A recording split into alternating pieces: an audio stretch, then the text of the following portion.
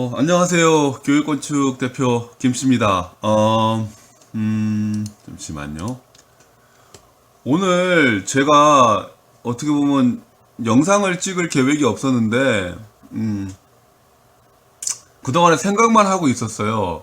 그러니까, 많은 분들이 왜 교육건축인가에 대한 질문을 하셨고, 이걸 영상으로 좀 찍어서 한번 이렇게 정리를 해드려야 되겠다라는 생각을 하고 있었는데, 오늘 유튜브 영상을 보다가, 우연히 김누리 교수의 그 영상을 좀 보게 됐습니다.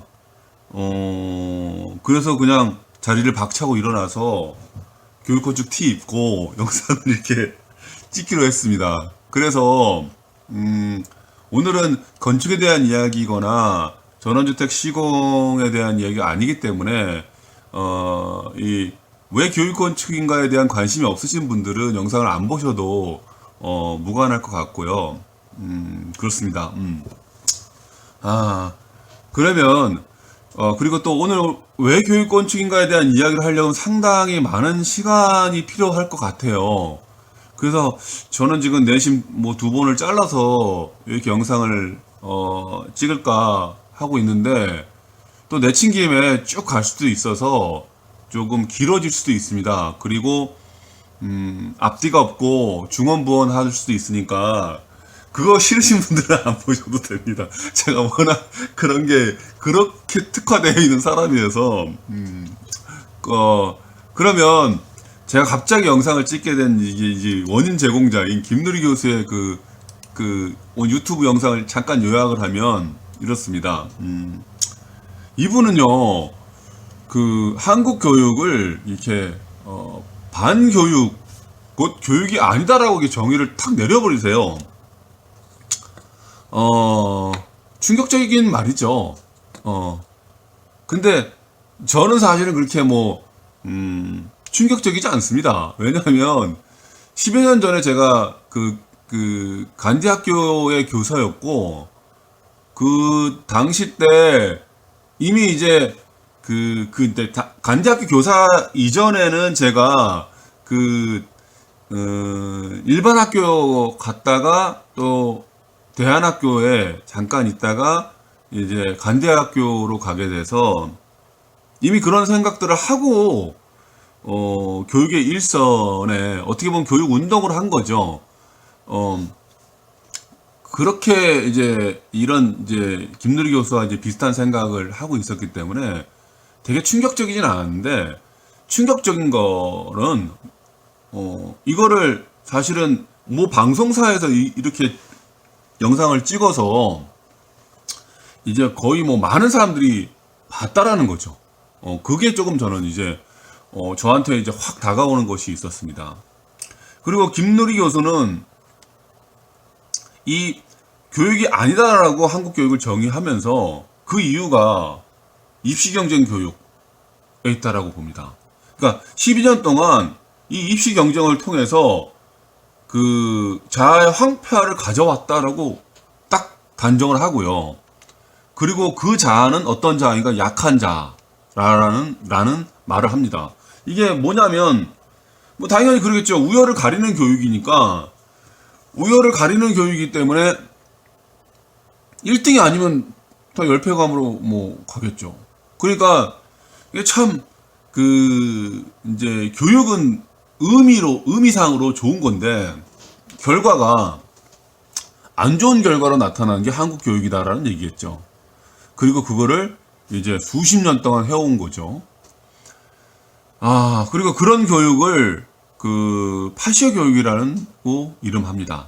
자, 그러면 김누리 교수는 그럼 어떤 교육을 해야 되느냐? 뭐 독일 교육처럼 해야 된다라는 말을 하는 것 같아요. 그러니까 딱 완전히 뭐 독일처럼 교육해야 된다는 얘기가 아니라 이제 방향은 상당 부분 이쪽으로 설정해 놓은 것 같아요.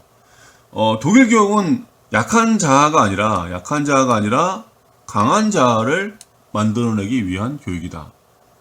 그 다음에 이 강한 자아는 타인과 함께 하는 자아, 곧 사회적 자아를 일컫는다 라는 거죠. 뭐 독일에서 교육을 이제 공부를 하셨기 때문에 김누리 교수는 독일 교육을 굉장히 잘 아시겠죠. 음, 그러면서 동시에, 이 독일 교육이 실제로 방향성만 이런 것이 아니라 시스템, 체계가 그렇게 되어 있다라는 얘기까지도 하더라고요. 굉장히 부러운 얘기를 하죠. 이제 교사 양성의 과정부터 시작해서, 뭐, 교육의 내용, 뭐, 이런 것들을 이렇게 쭉 들어보니까, 독일은 상당히 그렇게 체계화되어 있구나. 그리고 국민적 공감대가 형성이 되어 있구나라는 것을 알 수 있었어요. 그렇다면 독일은 왜 사회적 자아를 길러내는 교육에 이렇게 열중하는가? 그 다음에 전 사회가, 전 국민이 그걸 공감대를 형성한 거겠죠. 합의를 해서 이런 교육을 하고 있는가? 그 이유가 뭔가는 당연히 궁금하겠죠. 그게 바로 2차 세계 대전의 경험에 의한 거라는 말을 하더라고요. 그렇죠.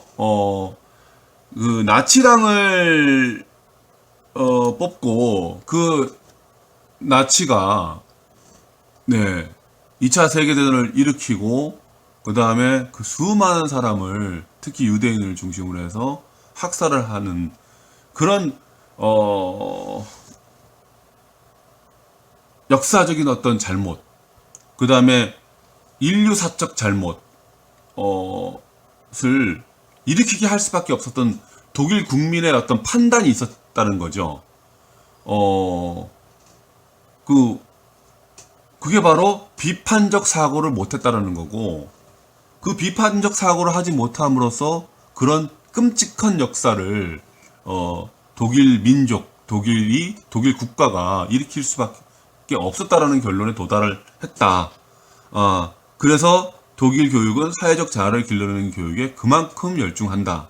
그거를 체계화, 시스템화해서 교육한다라는 거죠. 그러면 이거를 이렇게 볼 수 있겠죠. 뭐 이쪽은 독일 문제니까요. 뭐 전 세계적인 문제이긴 하지만 일단 당장은 독일 교육의 이야기니까요. 그러면 왜 한국 교육은 반교육화 됐는가라는 거죠. 왜 약한 자아를 만들고 항상 입시 경쟁에 아이들을 내몰고 자살률이 세계 1위로, 학생들 자살률을 말하는 겁니다. 세계 1위인가? 그 역사적 배경은 뭔가? 저는 일제강점기의 교육, 일제강점기의 역사적 배경이 있다고 저는 봅니다. 많은 분들이 이건 공감을 할 거예요. 그 권위주의적 교육. 여기다가 우리가 뭐 48년도에 정보를 수립을 하고,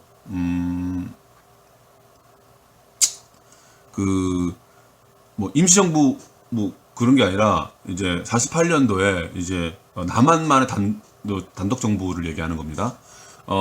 수립하고 그 다음에 6.25를 거치면서 사실은 그 일제 잔재를 청산할 수 있는 그런 시기를 완전히 놓쳤다고 저는 봅니다.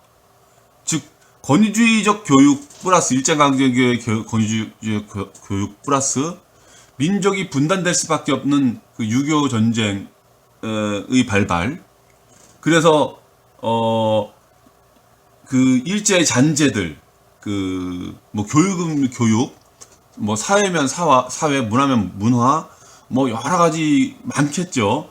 그거를 저희들이 청산하지 못했어요. 그리고 6.25 전쟁을 거치고 너무너무 가난한, 뭐 일제강점기도 가난했지만 그 가난을 벗어나기 위해서 산업화를 급속도로 진행될 수밖에 없었어요. 산업화가. 그러면서 입시 경쟁 교육이 완전히 이제 고착화되는 거죠. 살아남기 위해서. 그렇게 다 이제 그런 이유를 대고 교육을 했으니까요. 다시 말해서 저는 일제강점기라는 권위주의 교육 플러스 산업화의 입시 경쟁 교육이 절묘하게 더해져서 거기다가 6.25라는 그 6.25 전쟁 이후에 우리가 그 이전도 마찬가지지만 특히 그 이후에 일제 잔재를 청산하지 못함으로써 역사 왜곡이 일어나게 되고 이런 것들이 플러스가 돼서 더하기가 돼서 한국 교육은 반교육으로 치달을 수밖에 없었다고 저는 봅니다. 이제 이게 개인적 견해고요. 그러면 이 교육을 어떻게 할 것이냐?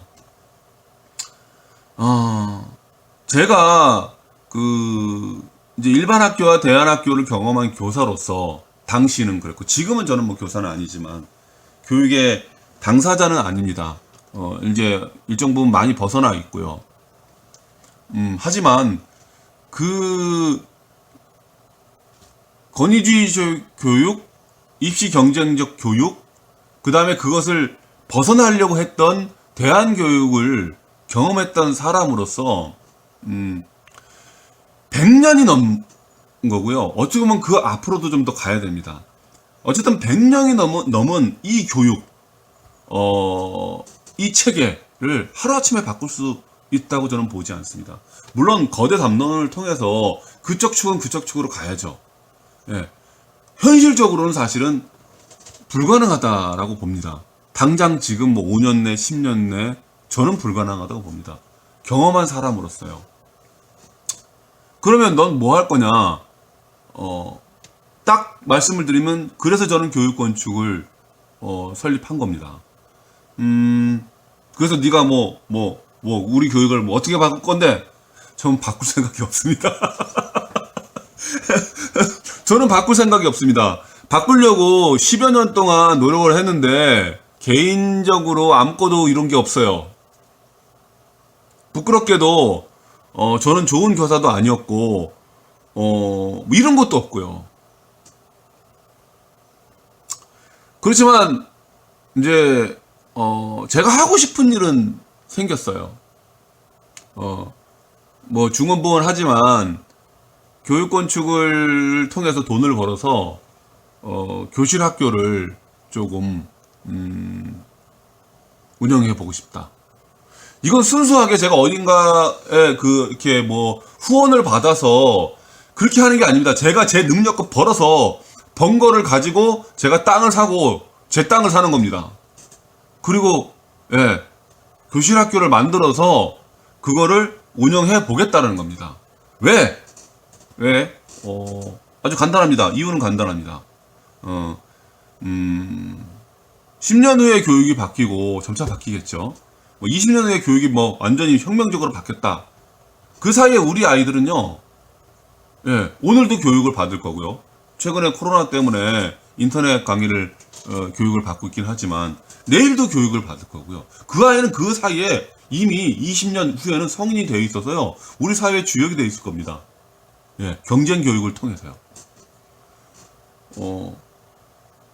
다시 말씀드리지만 저는 이런 경쟁 교육을요, 제 능력으로는 바꿀 수가 없습니다. 다만 이런 교육을 안 하는 곳은 뭐 작은 곳에 하나 만들 수 있지 않겠는가라는 생각을 했어요.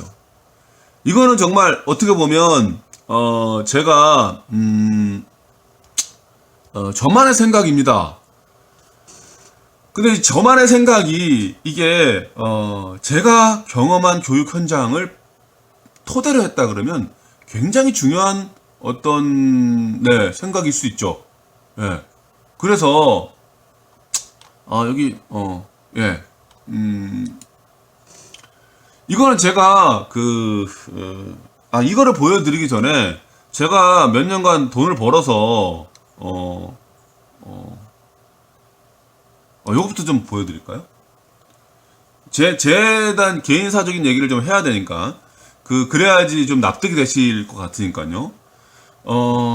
이거는 제가 아이들과 이 호주에 간디학교 있었을 때 호주에 한 학기 동안 이동학습을 한 사진들입니다. 여기 있고 여기 아이들과 이제 수업할 때도 있었지만 이렇게 여행을 떠난 그 그 웨비 호수네요. 렉 웨비에 갔었던 뭐 사진이고, 요 친구는 사진이면 나와도 제 제자니까 초등학교 침해에 대한 이야기는 안 하겠죠. 뭐 제 제자들이니까. 수영이란 친구인데 관대학교를 졸업을 하고 그 아프리카 영국에 가서 이제 유학을 간 이후에 아프리카에 이제 상당 부분 이제 그 아이들을 위해서 봉사활동을 아프리카에 가서 한 친구인데 뭐 최근에는 제가 이제 나온 지 오래돼서 뭐 연락을 뭐 못 하고 있어요. 근데 아마 아직 지금 잘하고 있을 겁니다. 그리고 요 모습은 그 이제 인턴십 호주에 가서 이제 할머님이신데 호주 할머님이신데 가죽 공예를 하시는 분이세요. 이 똥우라는 친구인데 똥우가 관심이 있어서 수업을 받고 있는 모습이고 이거는 이제 그 이제 해외 문화 이제 뭐 영어니까 호주니까 호주 문화에 대한 수업을 하면서 이제 각각 이제 그 경험에 대한 이제 이야기를 좀 하고 있는 장면이고 그러다 보니까 아이들이 서로 관계된 이야기에서 이렇게 재밌게 웃고 있는 모습인데 제가 이제 이렇게 이제 일반 학교에 있다가 대안학교로 가고 그 10여 년 될 거예요. 그 사이가 그 기간이 그러니까 제가 나이가 좀 됩니다. 근데 그 경험을 통해서 얻은 게 있어요. 그게 뭐냐면 저는 관대학교를 그만두면서 대안학교를 설립하고 싶었어요. 그게 내가 할 수 있는 일 중에 하나인데 보기 좋게 실패를 했습니다. 그러면서 이런 생각을 하게 됐어요. 과연 대안학교의 설립이네요. 설과 아니라 설립과 운영은 우리 교육에 답이 될 수 있는가에 대한 고민을 현장에 있으면서도 했지만 현장에 나와서도 계속 했어요. 분명히 우리 교육에 어느 정도의 어떤 일정한 답을 제공한 게 대안학교인 건 맞습니다. 그러나 우리 교육의 숙제를 또 많이 남긴 게 대안학교이기도 합니다. 이런 것에 대해서는 디테일하게 얘기할 수 있는 건 아니니까요. 그래서 제가 간략하게 말씀을 드리면 일단 대안학교는 재정을 마련하기 너무 힘듭니다. 그래서 의존할 수밖에 없고 시설을 하나 이렇게 뭐 교실 하나 뭐 짓기도요. 선생님들 교무실 하나 짓기도 힘듭니다. 그래서 대부분 폐교를 이용하는데 그 폐교라는 게 굉장히 시설이 낙후되어 있고요. 또 폐교의 시스템 자체가 일제강점기 어떤 그런 틀이잖아요.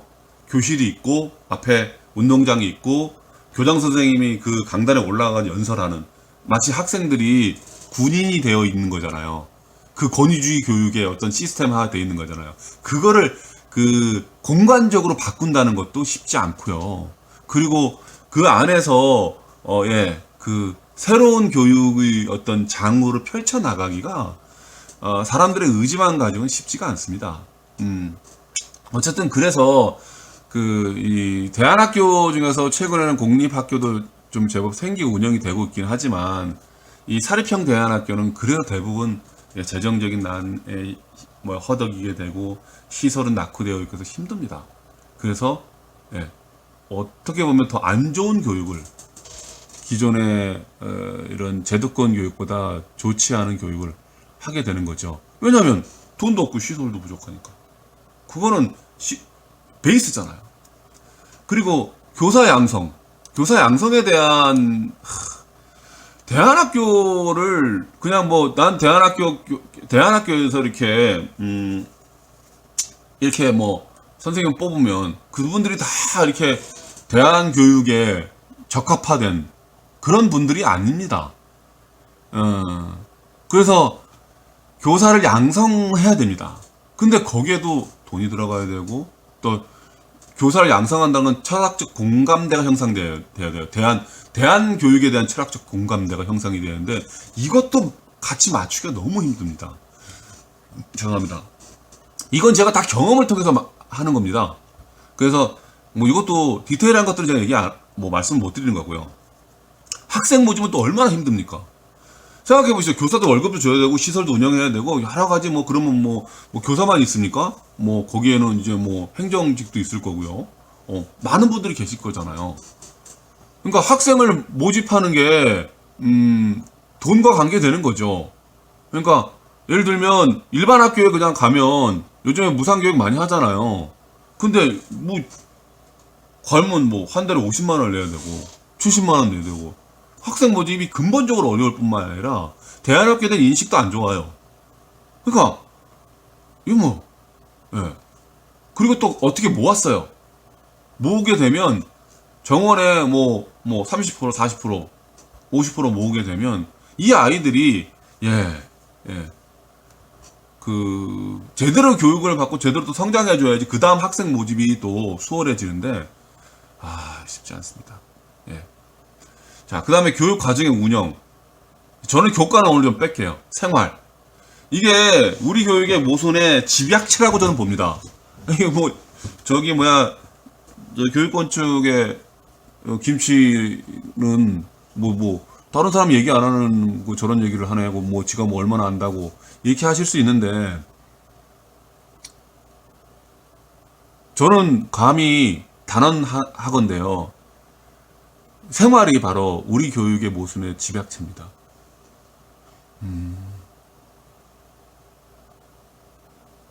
왜 아이들이 자살률이 높을까요? 왜 아이들이 학교에 가면 잘까요? 왜 아이들이 학교에 가면 문제를 일으킬까요? 학교에 가서 사실은 학교는 교육하는 곳인데 거기서 우리가 생활을 간섭하게 되고 생활과 관계된 이야기를 안 할 수가 없게 되기 때문에 그렇습니다. 선생님들은 교육적 양심을 가지고 있어서 아이들에게 상담도 하고 안내도 하고 최선을 다하십니다. 많은 분들이 그렇습니다. 예. 그게 지치고 지쳐서 힘들어서 지쳐 있어서 피로해서 멍하게 앉아 있는 게 계신 그리고 포기한 선생님은 있을 수는 있어도 대부분의 선생님은 그렇지 않습니다. 집에서 생활이 안 되는데 학교에서 생활이 되겠습니까? 그리고 또 대안학교 같은 경우엔 그거를 다 떠넘기지 않습니까? 애가 이거 길어지면 안 되는데 하나만 이야기를 할게요. 제가 담임으로 있었을 때 대안학교에서요. 관대학교입니다. 그 앞에 일반 대안학교도 상당히 많았는데 좀 전화가 오는데 전화 벨셀은 이해를 좀 해주십시오. 제가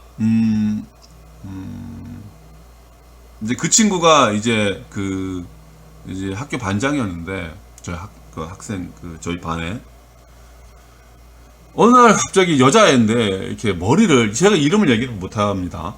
머리를 빡빡을 깎고 왔어요.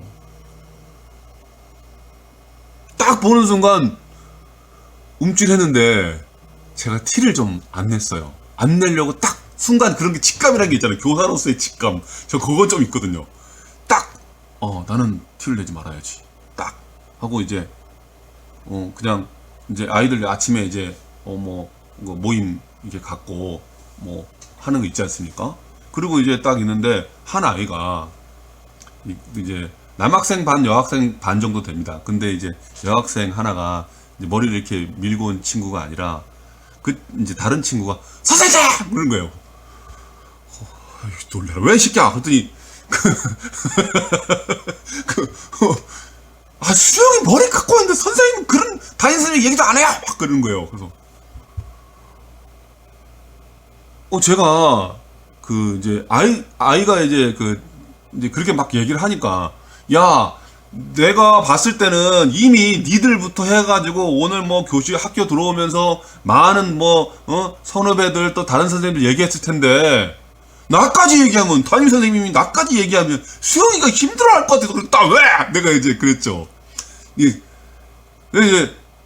뭐 수영이 표정을 이름을 냈네요. 죄송합니다. 근데 뭐 그 친구를 알 수가 없으니까 어쨌든 그 친구가 표정을 봤는데 제 반응이 그렇게 싫지는 않은 것 같았어요. 근데 이거는 얼마나 자기가 힘들어서 깎을 수도 있고 그냥 난 깎고 싶어서 깎을 수도 있는 거거든요. 다만 제가 이제 그런 얘기를 하면서 어떤 생각을 했냐면요. 간디학교는 이제 기숙사형 학교니까요.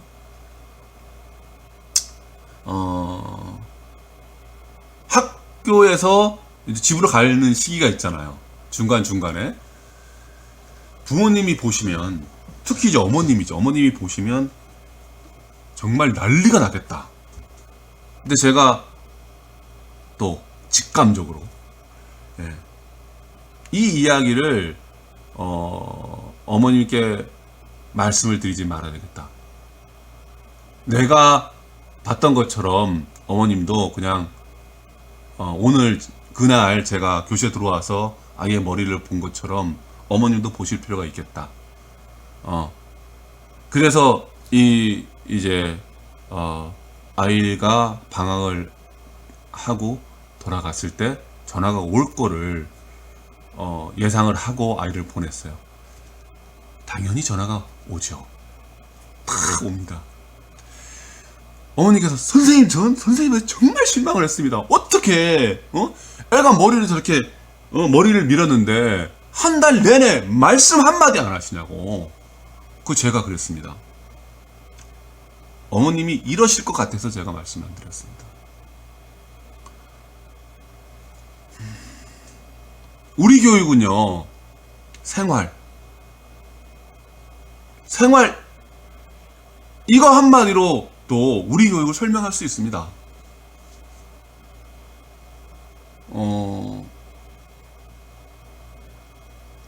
아이들을요, 진정 교육, 아이들은 성장해야 되고요. 성장하게 되면 당연히 교육을 받게 되는 겁니다. 근데 아이들의 생활을 컨트롤 되지 않는 사회, 가정, 그거를 어떻게 학교라는 그 공간 안에서 할 수 있을까요? 교육의 문제는 교육의 문제로 해결이 안 됩니다.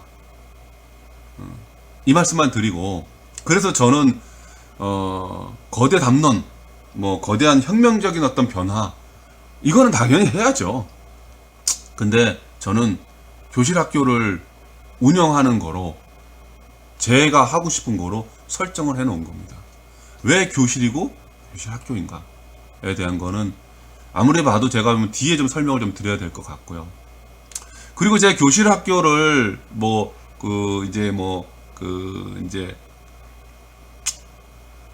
설립하는 이유가, 그러니까 좀 자유롭잖아요. 그러니까 학교라는 틀 속에서 교육도 해야 되고 생활도 해야 되고 여러 가지를 해내야 되는 상황보다는 이런 교실이라는 틀이 조금 더 미세하지만 인간적이기도 하고요. 그게 직접적으로 우리가 사실은 경험하는 거죠. 부딪히는 거죠. 그 안에서 하는 게 더 좋겠다는 생각을 하고, 교실 학교를 이렇게 운영하는 거에 대해서는 뒤로 가면 이야기를 하겠네요. 그리고 제가 이제 교실 학교를 만들려고 하는 이유가, 여기 이런 질문을 하게 됐습니다. 이게 사실은 교실 학교의 모토이기도 합니다. 저는 자유주의 교육을 표방합니다.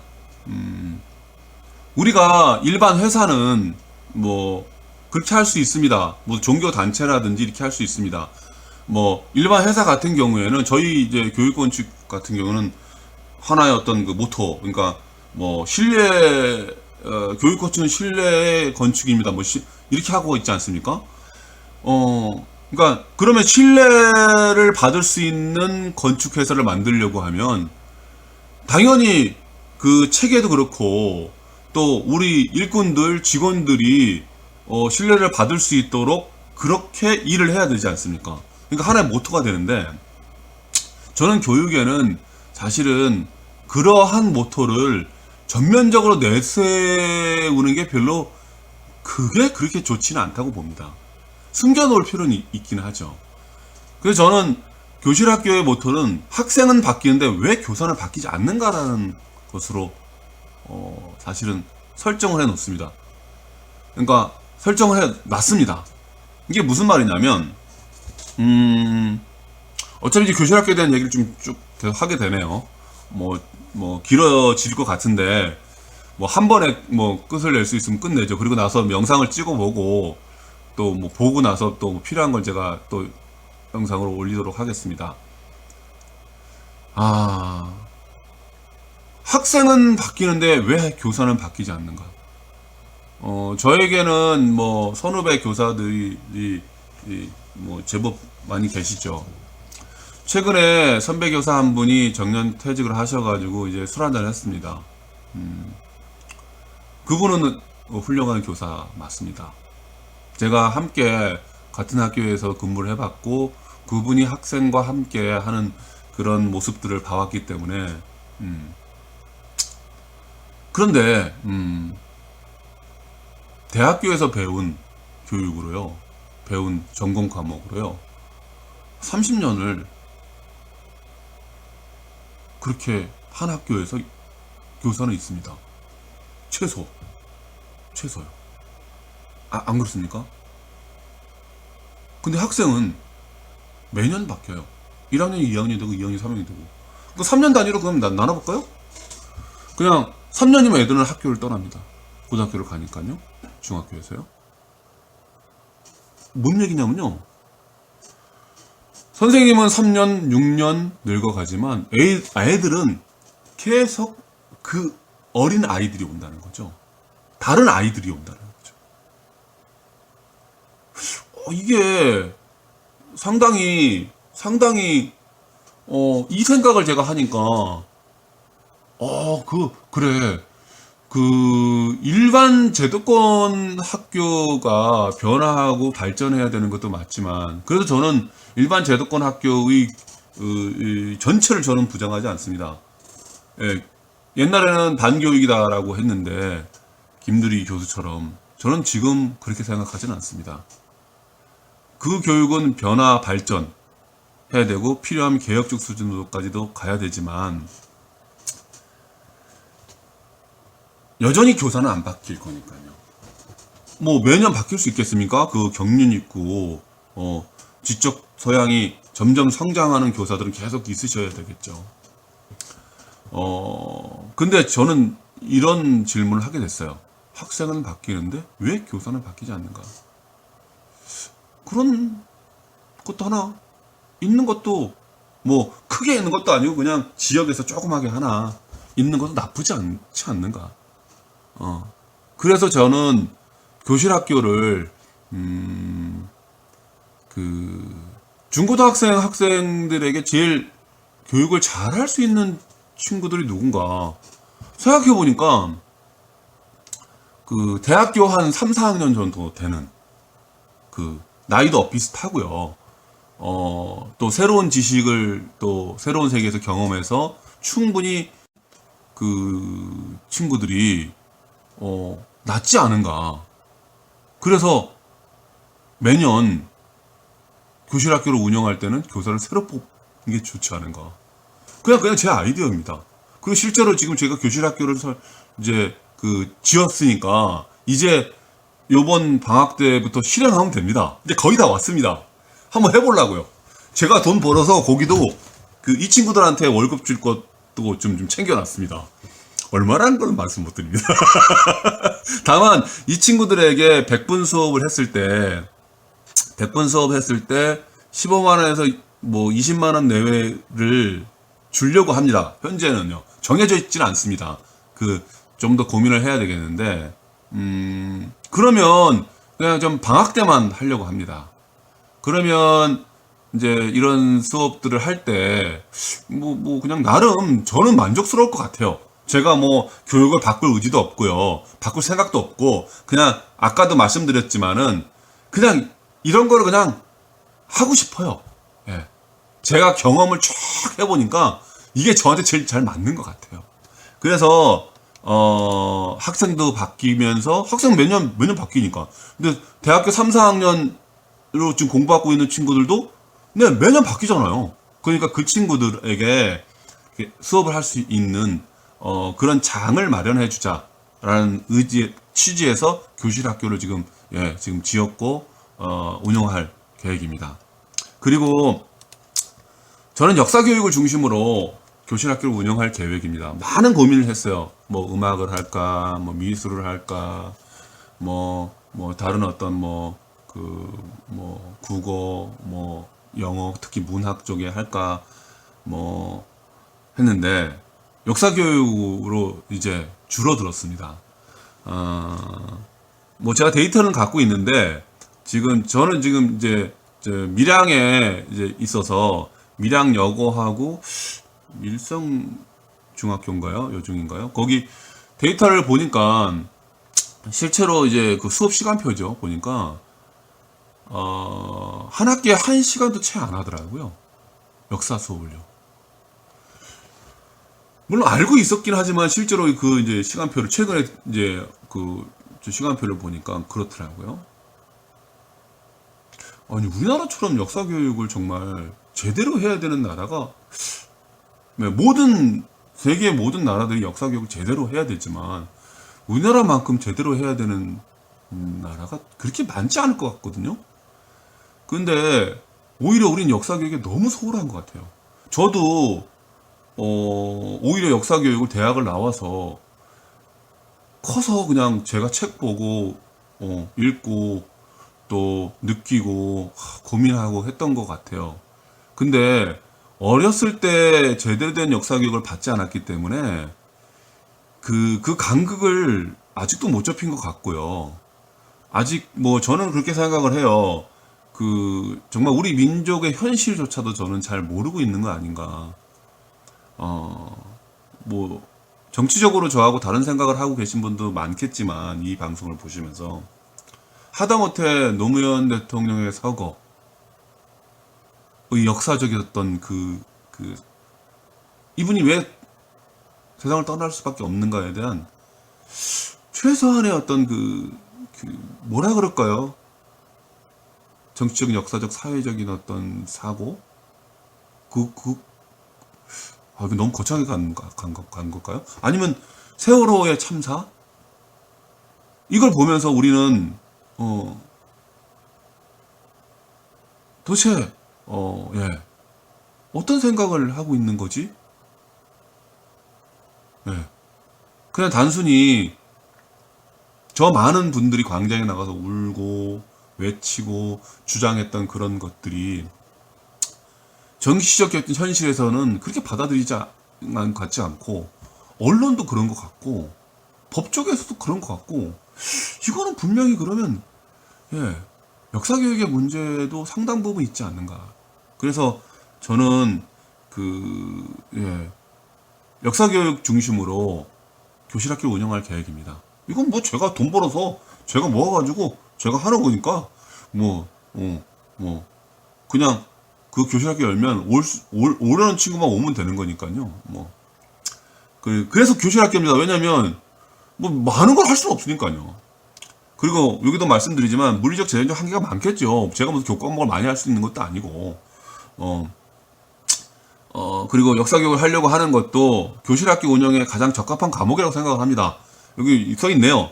비판적 사고를 할 수 있을 것 같아요. 역사교육을 하게 되면. 물론 이거는요, 교사가 중요하겠죠. 그래서 제가 교사를 선발을 이렇게 잠깐이지만 100분을 뭐 10번 수업을 할 수 있고 8번 수업도 할 수 있겠지만 선생님들을 모실 때 그분들이 이제 어떤 내용으로 어떻게 가르칠 거에 대한 그런 것들을 다 받아볼 겁니다. 그리고 그 내용을 보면 또 방법을 보면 이분들이 제대로 수업할 수 있는가 없는가를 알 수 있겠죠. 어느 정도는요. 그리고 1, 2회 수업을 했는데 애들이 안 와. 그럼 잘리는 겁니다. 그 수업은 이제 폐강되는 거죠. 어쩔 수 없습니다. 애들이 안 온다는 건 비판적 사고를 벌써 했다는 얘기죠. 어쨌든 역사 수업을 통해서 아이들의 비판적 사고를 끌어올릴 수 있을 거라고 생각을 하고, 당연히 우리의 역사를 이야기하면 우리가 뭐 엄마 아빠의 그 역사, 뭐 우리 가정의 역사, 우리 조상의 역사, 뭐 개인사적으로 이렇게 다 공부를 해도 자기 발견이 가능하지 않습니까? 그래서 가장 적합한 과목이 아닌가. 그 뭐 민족의 현실 인식, 그리고 또 저는 교실 학교를 한 개가 아니라 한 두 개, 세 개까지로 목표를 하고 있습니다. 최소 이제 두 개까지 목표를 하고 있는데, 밀양 지역만 보더라도요, 밀양 여고 친구들하고, 뭐, 예를 들면, 세종고등학교의 친구들이 잘 못 만납니다. 그래서 저는, 그런 걸 해놓으면 애들이 막 모이겠죠. 막 모이면 좋겠는데, 안 모일 수도 있겠구나. 근데, 그 친구들이 같은 주제를 가지고 이야기를 나눌 수도 있고, 관심을 있는 친구들이요. 그 다음에, 다른 교실 학교, 밀양에 저희 교실 학교가 지금 현재 가옥동에 있는데, 산문동에 하나 더 만든다 그러면, 또, A라는 뭐 교사분이 수업을 할 수 있겠지만, B라는 교사분은 뭐, 100분 후에, 아니면 150분, 몇 시간 후에, 다른 곳에서도 강의할 수 있잖아요. 다른 교실 학교에서. 그럼 그걸로 이동하고 싶은 친구를 이동하겠죠. 예를 들면, 한국사는 이쪽에서 강의를 하고, 세계사는 저쪽에서 강의를 하면, 아이들이 두 개 다 듣게 되고, 또, 하게 되면요. 뭐, 같이 또 이동을 해야 되고, 애들이 뭐, 얼마 안 되는데, 뭐, 차 타고 이동하겠습니까? 뭐, 걸어서 가까우니까 이제 다리 하나만 건너면 되는 거니까. 그러면 서로 친구들도 사귈 수 있지 않을까요? 저는 어쨌든, 이런 정도입니다. 그리고 이런 정도는 제가 교육 현실에서 10여 년 동안 있으면서 제가 그 경험했던 어떤 암담함, 그 다음에 절벽이죠, 절벽. 깨질 것 같지 않은 교육의 어떤 체계, 우리 그 제도권 교육의 체계. 그리고 당장 시급한 것은 그냥 지금 내 가까이에 있는 주변의 아이들에게 그냥 자기 발견의 시간들이 필요한 뭐 교실 학교 정도로 운영하는 것. 뭐 이런 것 정도로 해서 교실 학교를 설립하려고 하는 겁니다. 막 두서없이 말씀을 드렸습니다.